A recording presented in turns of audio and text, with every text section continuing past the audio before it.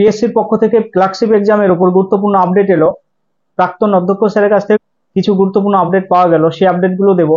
Clerkship exam তার যে tentative date রাখা আছে সেই ডেট শিফট হয়ে চেঞ্জ হবে কিনা সেই বিষয়ে আপডেট থাকবে। ক্লার্কশিপ এক্সাম কতগুলো শিফটে করা হবে, সেই সঙ্গে কতগুলো ভ্যাকেন্সি আছে ক্লার্কশিপ এক্সামে, ক্লার্কশিপ এক্সামটি কন্ডাক্ট করার জন্য কি কি সেফটি মেজারমেন্ট নেওয়া হয়েছে পিএসসির পক্ষে। ভিডিওটা শেষ পর্যন্ত থাকো, বিস্তারিত জানতে পারবে। ক্লার্কশিপ এক্সামের উপর সব থেকে দুঃখজনক যে খবর বা ইনফরমেশনটা হলো সেটা হলো ক্লার্কশিপ এক্সাম 4টি শিফটে কমপ্লিট করা হবে।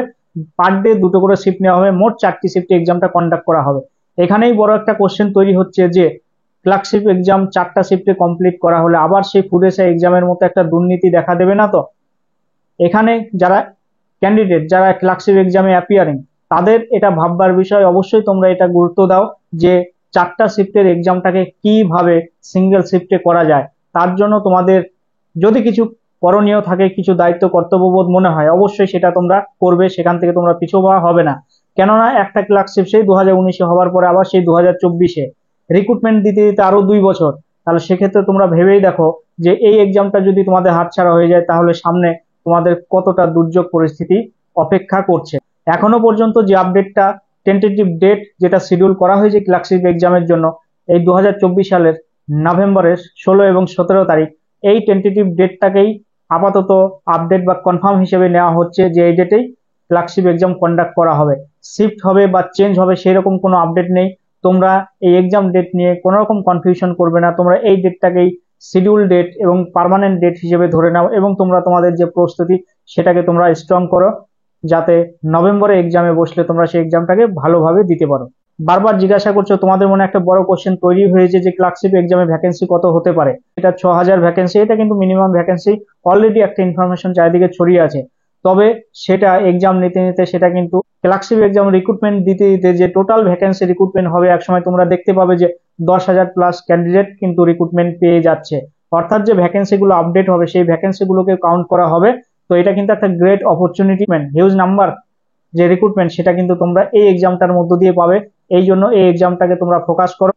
এবার ক্লার্কশিপ এক্সাম কন্ডাক্ট করার জন্য পিএসসির পক্ষ থেকে কি কি সেফটি মেজার্স নেওয়া হয়েছে সেটা বলবো।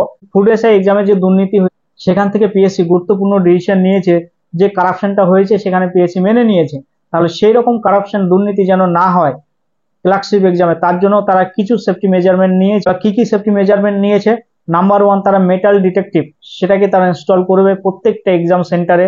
আর যে সমস্ত এক্সাম সেন্টারে মেটাল ডিটেকটিভ ইনস্টল করা হবে না সেক্ষেত্রে কিন্তু সেই সেন্টারে এক্সাম ক্যান্সেল করে রি এক্সাম নেওয়া হতে পারে, সেই আপডেটটা আছে।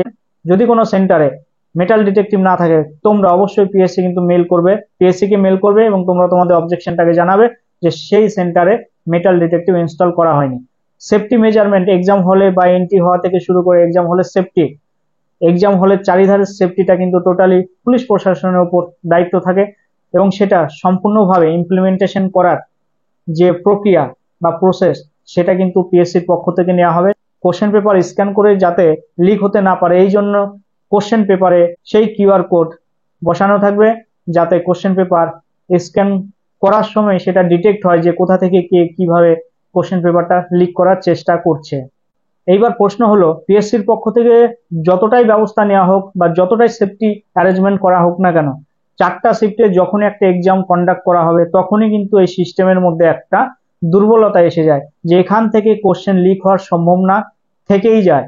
কোশ্চেন যদি কোনো রকম ভাবে লিক হয়ে যায় তাহলে সেক্ষেত্রে কি হবে, তখন কি হবে? একটা এক্সাম ডিলে হতে হতে রিক্রুটমেন্ট দিতে দিতে এতটা বছর এতটা টাইম লেগে যাচ্ছে।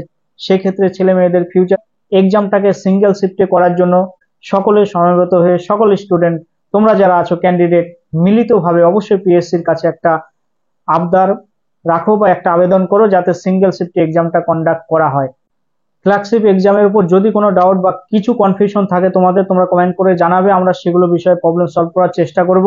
ভিডিওটা যদি ভালো লাগে অবশ্যই লাইক কমেন্ট শেয়ার করে বন্ধুদের মধ্যে ছড়িয়ে দাও। সেই সঙ্গে বলবো মিসলেনিয়াস এক্সামের উপর কাট অফ নিয়ে আমি একটা আপডেট দিয়েছি। কাট অফ নিয়ে যদি কারো ডাউট থাকে তোমরা সেই কাট অফ ভিডিওটা দেখে নাও, কত সেফ স্কোর করলে বা মেন্স এক্সামের জন্য প্রিপারেশন শুরু করবে। অবশ্যই সেই ভিডিওটা এই ভিডিওর ডেসক্রিপশন বক্সে দেওয়া থাকবে, তোমরা সেই ভিডিওটা দেখে নেবে। আজকের আলোচনা এই পর্যন্তই। ভালো থেকো, সুস্থ থেকো। জয় হিন্দ, বন্দে মাতরম, ভারত মাতা কি জয়।